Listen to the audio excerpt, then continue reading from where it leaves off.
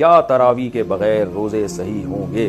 پورے رمضان کی تراوی نہیں پڑی اور تمام روزے رکھ لیے تو کیا روزے صحیح ہوئے یا نہیں؟ سلیم نسیم، دیکھیں تراوی اگر کوئی نہ بھی پڑھے تو روزے اس کے بہرحال صحیح ہو جاتے ہیں، روزوں پہ فرق نہیں پڑتا، لیکن تراوی سنت مؤکدہ ہے، قابل ملامت ہے وہ شخص جو تراوی کی نماز نہیں پڑھتا، تو اس لیے تراوی بھی پڑھنی چاہیے۔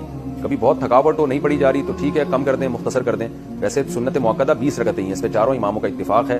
حضرت عمر رضی اللہ تعالی عنہ سے 20 رکعتیں ثابت ہیں، اور شروع میں اسلاف میں ہمیں 16 رکعتیں بھی ملتی ہیں، 20 سے زیادہ بھی ملتی ہیں، لیکن بعد میں جب تحقیق ہوتی چلی گئی تو چاروں امام اس پر متفق ہو گئے کہ کم سے کم تراوی کی رکعتیں 20 ہیں۔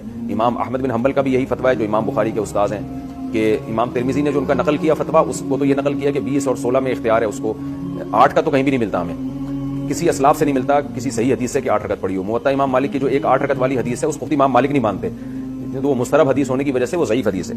تو موطا امام مالک میں بھی 20 رکعتوں کا تذکرہ ہے، اور بھی ہمیں بہت ساری روایات میں زیادہ تر میں 20 رکعتوں کا تذکرہ ہی ملتا ہے، اس لیے امت کا اس پر اجماع ہو چکا ہے کہ 20 رکعتیں۔ یہ اجماع ہونے کے بعد پھر اختلاف پیدا کیا ہے 20 سے کم، بعض لوگوں نے فتویٰ دیا کہ 20 سے کم۔ تو جب ایک دفعہ کسی مسئلے پر اجماع ہو جاتا ہے تو وہ قطعی چیز بن جاتی ہے، پھر اس میں اختلاف جائز نہیں ہوتا، کیونکہ صحیح حدیث سے یہ بات ثابت ہے کہ امت گمراہی پہ کبھی بھی جمع نہیں ہو سکتی۔